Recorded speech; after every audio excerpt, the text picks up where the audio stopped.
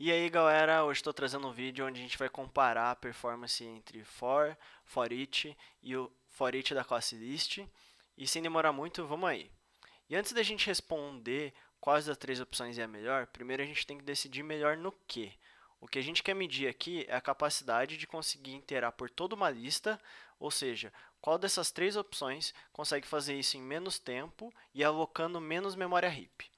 E para fazer isso, a gente vai criar um ambiente onde a gente pode comparar esses cenários. Pode ficar tranquilo que todo esse código e tudo que a gente utilizar vai estar disponível no GitHub e vai estar tudo na descrição do vídeo. Então, nosso primeiro cenário ele vai ser dividido em três partes. A primeira, a gente vai iterar por toda uma lista de booleanos utilizando um for e debugando cada valor.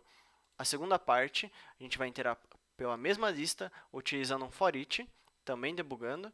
E a terceira parte, a gente vai fazer a mesma coisa, só que usando o for each da classe list. E aí você me pergunta, tá, qual que é o tamanho da lista? A gente vai testar com vários tamanhos. Para deixar a briga mais justa e ser mais interessante de comparar isso, a gente vai colocar quatro tamanhos diferentes. A primeira com 10, a segunda com 100, a terceira com 1000 e a última com 10.000 itens. E bem, agora a gente precisa colocar tudo isso para rodar. Eu já fiz isso, já peguei todos os dados do profile, coloquei no Google Sheets e aqui a gente vai ver o resultado disso. Então, para aquela primeira parte, onde a gente fez só o for, gerou esses valores e aqui a gente tem tanto quantos kilobytes foram alocados, o tempo e o tempo dele específico. E depois disso vai gerar, também gerou os dados do for each e do list for each. Mas como a gente tem vários testes para comparar, vamos ver primeiro o que são esses dados para depois dar uma limpada neles.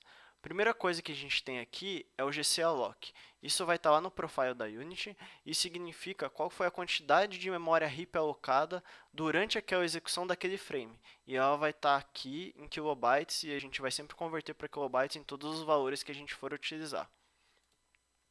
O segundo aqui, que é o time, ele é medido em milissegundos e é o tempo que demorou para processar a interação daquela lista inteira.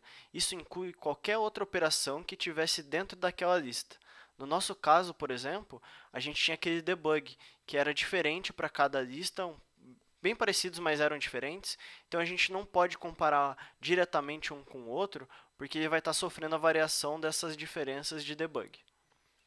E por último, o self, que também é em milissegundos, e é o tempo que demorou para processar aquela iteração individualmente. E ele não considera nenhuma subfunção. Então esse é o mais interessante, porque esse item que a gente mediu é justamente a iteração completa. E aqui está a nossa tabela de volta. Como foi, o link dela também vai estar lá disponível na descrição.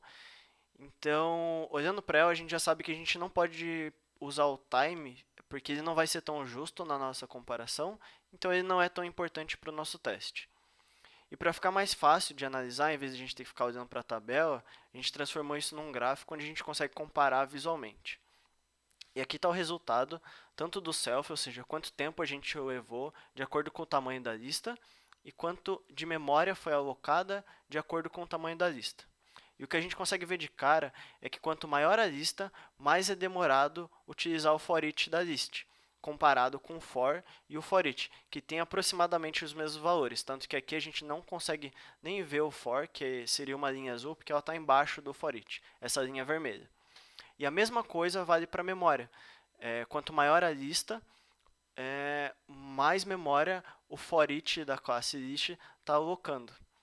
Então, não use mais o for each da lista, fique no for e no for each normal e tá tudo certo. Podia ser tão simples assim, mas quando a gente fala de otimização e análise de performance de código, não é. Mas antes de continuar, vamos dar uma olhada num outro cenário. Nesse cenário, a gente percorreu uma lista de booleanos. O que é interessante, às vezes acontece na prática, mas não é a realidade de todo mundo. Vamos imaginar um outro cenário, que ao invés de percorrer uma lista de booleanos, a gente vai passar por uma lista de inimigos. E esse inimigo não é uma classe muito complexa, não. Ele só tem algumas variáveis e alguns métodos. Mas agora, ao invés de passar por aquela lista de booleanos, a gente vai repetir esses processos, ou seja, aquelas três partes, só que com essa lista de inimigos. e também vamos repetir aquelas 4 tamanhos de listas: 10, 100, 1000 e 10.000. A gente pegou todo esse resultado, limpou, transformou em gráfico e agora vamos ver o resultado. Aqui a gente já tem uma diferença um pouco mais visual. Nesse caso, a gente consegue já ver a linha do for no tempo de processamento, mas no lado da memória ainda está bem parecido. Mas essa diferença que a gente tem entre o for e o for each, parece que o nosso for each é mais rápido. E nesse caso, o for each tem sim uma vantagem, mas além dela ser pequena, ela só existe porque a gente está percorrendo uma lista inteira nos dois casos de 10.000 itens. Tá, mas é isso que a gente está testando, não é? Sim, e nesse caso específico a gente pode dizer que o for each foi o mais rápido, ou o mais barato em termos de tempo, né? Mas e se a gente fizesse esses testes num outro cenário agora, um pouco mais prático? Até porque se você estiver iterando entre 10.000 itens, talvez você devesse rever a estrutura de código e de dados e não necessariamente ficar comparando qual iteração seria mais rápida ou não. Mas indo para o cenário é o seguinte, imagina que a gente tem 100 personagens no mapa que vão sendo criados aleatoriamente e a gente vai continuar usando a classe Enemy por pura preguiça. Eles são criados e com o passar do tempo eles vão tomando dano e consequentemente vão morrendo. Aqui a gente está representando os que estão morrendo por essa cor vermelha escura, enquanto os que estão vivos são esses mais claros. E a gente tem uma funcionalidade nesse jogo que é de ressuscitar algum personagem. E a gente não tem nenhuma restrição sobre qual personagem ressuscitar, como, enfim. A gente só quer encontrar o primeiro personagem morto para conseguir ressuscitar. E é nesse momento que a gente vai refazer aqueles testes, comparando, ou seja, tentando descobrir qual tipo de interação encontra um personagem morto mais rápido. E aqui vai ter uma diferença que, além do for each da list, a gente também vai usar o where da classe enumerable, que faz parte das consultas que você tem dentro do link. E isso é só porque ele é bem comum para esse tipo de coisa, então eu decidi colocar ele junto para comparar aqui também. E aqui a gente vai rodar os testes em 3 momentos. Quando tem poucos personagens mortos, quando tem uma quantidade razoável e quando a maioria já está morto. Então a gente vai ter mais esse nível de detalhe nos nossos dados. Então isso já foi rodado também, já vai estar lá no GitHub, mesma coisa, vamos direto para o resultado. Aqui a gente agora tem gráficos bem diferentes, então vamos quebrar eles em 3 momentos.